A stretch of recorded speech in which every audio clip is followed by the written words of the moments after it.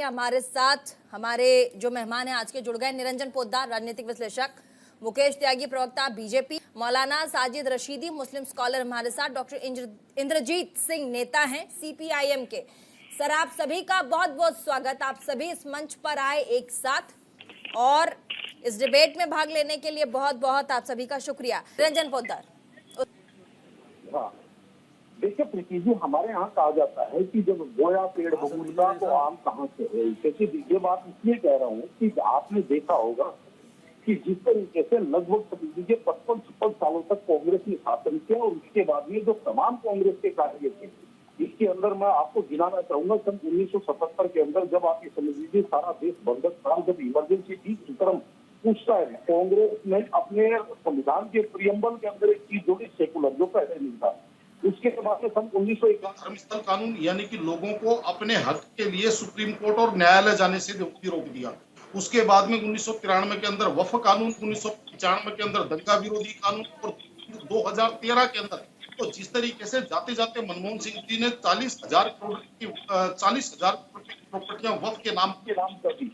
तो कहीं ना कहीं वो चीजें, और उसके बाद में जिस तरीके से आप देख रहे होंगे कि अभी सिद्धारमैया जी का बयान पब्लिक डोमेन में है, वो कह रहे हैं कि हम इस तरह का सारा आर्थिक परीक्षण करवा करके और इसका और 6 अप्रैल को जो तेलंगाना के अंदर राहुल गांधी जी ने भी बयान दिया, जो अभी आपने भी सुनवाया, कि आर्थिक सर्वेक्षण करवाएंगे और उस वेल्थ को हम लोगों के अंदर बांट देंगे, उन लोगों में बांट देंगे जिनकी जनसंख्या ज्यादा है।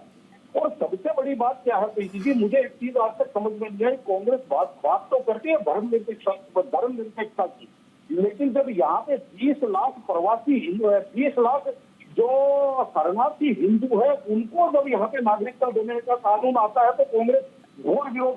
तो 20 यहाँ पे घुसपैठ के बैठे हुए, चाहे वो बांग्लादेशी हो चाहे वो रोहिंग्या है, उन्होंने एक समझ लीजिए पैरेलल बस्तियां बना दी, उसके ऊपर कांग्रेस के मुंह सील जाते हैं। जब बात संदेश खाली की आती है कांग्रेस के ऊपर मुंह सील जाते हैं। लेकिन जब एक अखलाक की अगर मान लीजिए कोई दुर्भाग्यपूर्ण घटना होती है तो कांग्रेस आप ये समझ लीजिए पूरे देश को आसमान पे उठा लेती है। तो कहने का तात्पर्य ये है कि जो आज तक के जो क्रियाकलाप है, जनता उन सब चीजों को देख रही है और अभी भी जिस तरीके से ये कह रहे हैं कि मौलाना साजिद रशीदी, बिल के पास मौलाना साजिद रशीदी, मेरी बात कंप्लीट थोड़ा जल्दी, समय कम है थोड़ा। हाँ, तो उसके बाद में वो कह रहे हैं आर्थिक सर्वेक्षण करवा करके उनमें बांट देंगे जिनकी जनसंख्या ज्यादा है। भाई आप मुझे एक बात बताइए, इस देश के अंदर 0.75% जैन समाज है और सबसे ज्यादा समृद्ध समाज है। क्या आप उनको उनका पैसा खींच करके और जो निकलने और जो इसको कहते हैं घर में सोने वाले लोग, बिना मेहनत करने वाले लोग, या यूं कहेंगे घर में बैठ करके अभी सर निरंजन जी थोड़ा सा, निरंजन पोद्दार, ये देखिए जिस तरीके से मौलाना साहब ने अभी कहा कि इनकलाब आएगा और सैलाब आएगा, जिस तरीके से भी आपके सामने शेर पड़ा, कदाचित कुछ दिन पहले, अभी कुछ ही दिन पहले, लगभग 1 महीने पहले राहुल गांधी जी ने भी कहा था कि अनफॉर्चुनेटली अगर भारतीय जनता पार्टी दोबारा से चुनाव जीत करके आती है तो इस देश के अंदर मारकाट बन जाएगी, इस देश के अंदर आग लग जाएगी, इस देश के अंदर। तो दोनों बातें एक जैसी नहीं हो रही। यही मौलाना साहब है जिन्होंने एक बार ये भी कहा था राम मंदिर का फैसला आने के बाद में कि आज भारतीय जनता पार्टी की सरकार है, वो मंदिर बना रहे हैं, जिस दिन हमारी सरकार आएगी हम इस मंदिर को तुड़वा देंगे। तो कहने का तात्पर्य यह है कि जब ऐसी बातें होती हैं उस टाइम मुझे एक बात बताइए, इंडिया गठबंधन की तमाम पार्टियों के वोट क्यों सिल जाते हैं? जब प्रियंका खड़गे इस बात का समर्थन करते हैं कि हिंदू जो सनातन समाज है वो कोड है, वो डेंगू है, वो मलेरिया है, वो फलाना है, उस टाइम मुझे एक बात बताइए, मोहब्बत की दुकान से 2 शब्द भी क्यों नहीं निकलते हैं कि हम इसको कंडेम करते हैं? उस टाइम क्यों नहीं निकलते जब प्रियंका खड़गे इस बात का समर्थन करते हैं? तो कहने का तात्पर्य ये है कि जब पूंछ के ऊपर पैर पड़ता है तब चिलमिलाने लगते हैं। और चाहे लोहिया जी आपको मेरी बात कितनी अप्रिय लगे, आपके वरिष्ठ नेता AK एंटनी जी ने 2014 के हाल के बाद में अपनी रिपोर्ट के अंदर यह सार्वजनिक तौर पे कहा था कि हम कहीं ना कहीं मुस्लिम तुष्टीकरण की तरफ से हम चले गए, जिससे एक समाज वो संगठित होकर के दूसरी तरफ चला गया। लेकिन आज भी आपको वो चीजें समझ में नहीं आ रही। आप आज भी आपके नेता जिस तरीके की बयानबाजी कर रहे हैं, कहीं ना कहीं अपमानित करने का काम कर रहे हैं।